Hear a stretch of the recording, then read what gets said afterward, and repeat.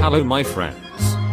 My name is Bot Mathematician, and this is Holomancer. Today we have prepared a list of the strongest and most effective decks in the current standard and wild meta.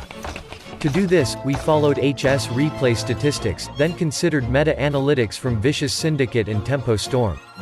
We also tested a few decks, considered their statistics, and selected the most optimal versions for you. Well done. First, let's look at the top 9 most influential decks.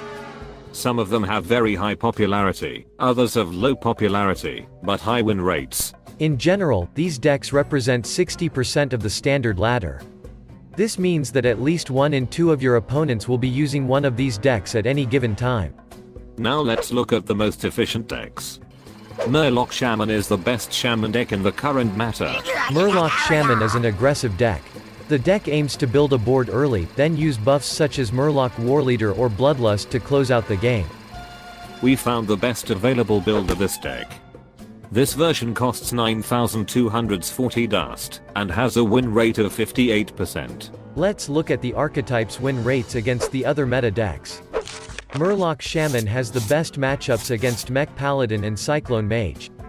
Naturally, its worst matchup on the standard ladder is control decks. Since there aren't many control archetypes at the moment, Murloc Shaman dominates many games.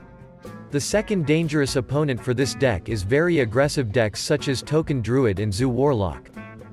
Despite the good performance, the popularity of the Murloc Shaman is only 4%. Among the other Shaman decks, this archetype has 37% popularity. In other words, almost every third Shaman deck is the Murloc Shaman. It's time to talk about Mech Paladin. Mech Paladin is an archetype that spawned from the Boomsday Project expansion. The deck focuses on playing a select few mechs and then proceeding to buff them with powerful magnetic buffs so that they become almost unstoppable in strength.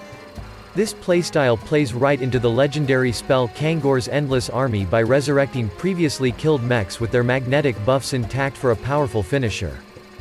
Since the meta is shifting away from using sap and silence effects, magnetic effects are becoming extremely powerful. This version of the deck costs 9,480 dust, and has a win rate of 58%. Mech Paladin has the best matchup against Bomb Warriors. In general, Mech Paladin shows good results against all classes except Priest, Shaman, and Mage. Also, the steadily growing popularity of Mage in ladder may be the main reason to not play this deck. Third place is occupied by the Token Druid.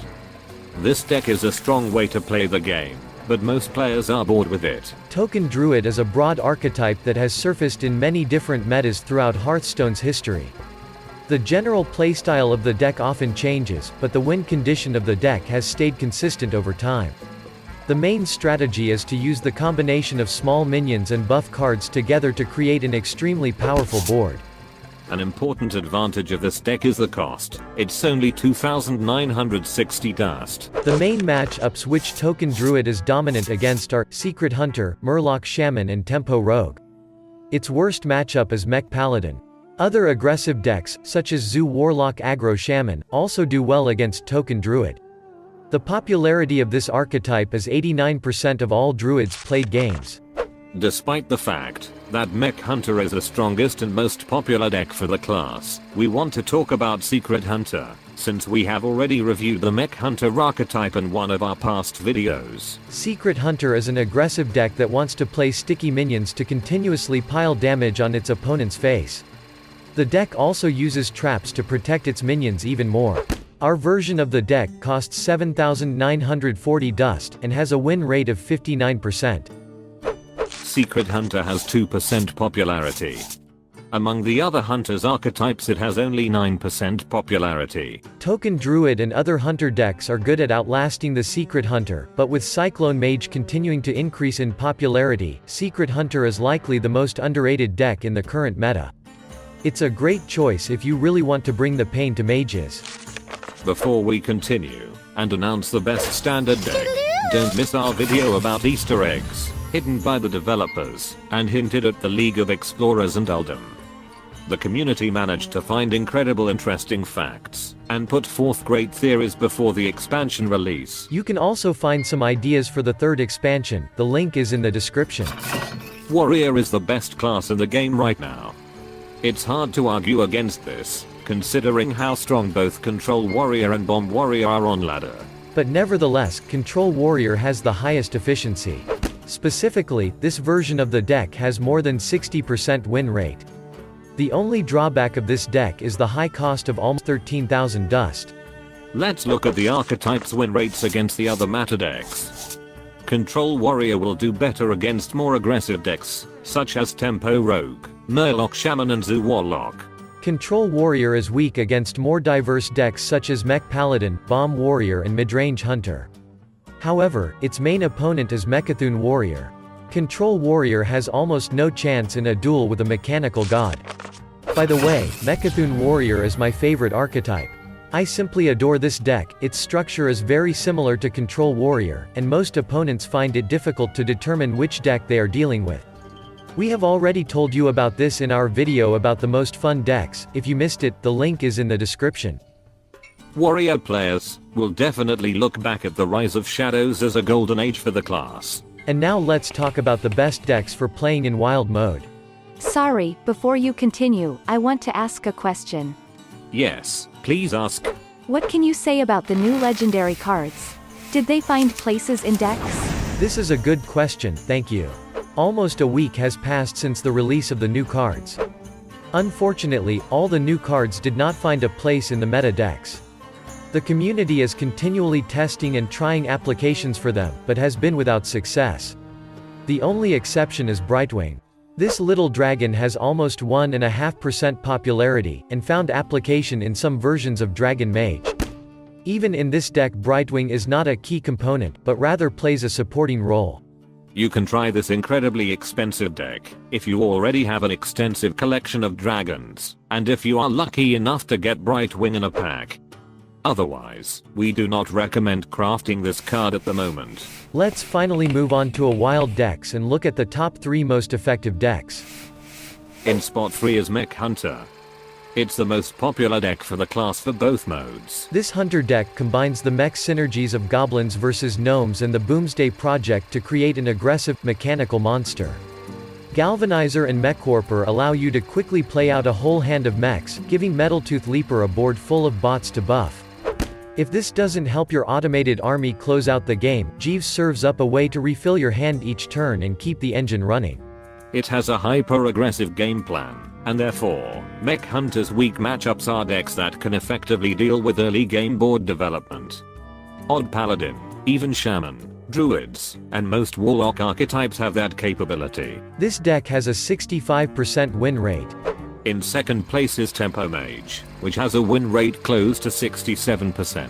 Tempo Mage has found an extremely solid place in the meta. The deck aims to quickly win board control through the use of cheapened spells. Our build uses Kirin Tor Mage to utilize free secrets. Also, the deck uses Alaneth, which allows the Tempo Mage to use resources and quickly gain them back. Tempo Mage dominates most Warlock archetypes, and performs well against Kingsbane Rogue, and Big Priest. However, the deck fails miserably against faster archetypes such as Odd Paladin, Odd Rogue and Aggro Druid, and struggles to burn out a resilient archetype such as Jade Druid. And finally, in the first place is Odd Paladin, the most powerful deck in the current wild meta. This deck has the highest win rate, over 72%, displaying a nearly perfect meta score. In other words, from 5 games, Paladin receives 4 wins and only 1 loss. In exchange of the limitation of Baku, the Paladin hero power is upgraded into summoning 2/1/1 silver hand recruits instead of just 1. Following this strategy, Odd Paladin aims to use its minions and buff cards to make efficient trades and ultimately go in for a lot of face damage to win the game. Before we announce our traditional question, we want to compare the results of the 3 previous surveys. Thanks to your help, we can measure the level of satisfaction of players involving meta balance. The first statistic of the satisfaction of players is immediately after Rastakhan's Rumble's release, the second is after the release of Rise of Shadows, and the third is after nerfs, buffs and the release of new cards. As you can see, despite all the efforts of the developers, the current meta has lost 7% satisfaction. In general, this figure still remains high compared to the Rastakhan indicator. We will make sure to monitor the situation. Thanks to each of you for participating. So, here is a new question.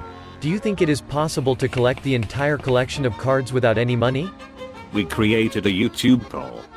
Find the button on the screen, and please vote. Also, please let us know what your favorite deck is for laddering, and share the codes of your most effective decks in the comments.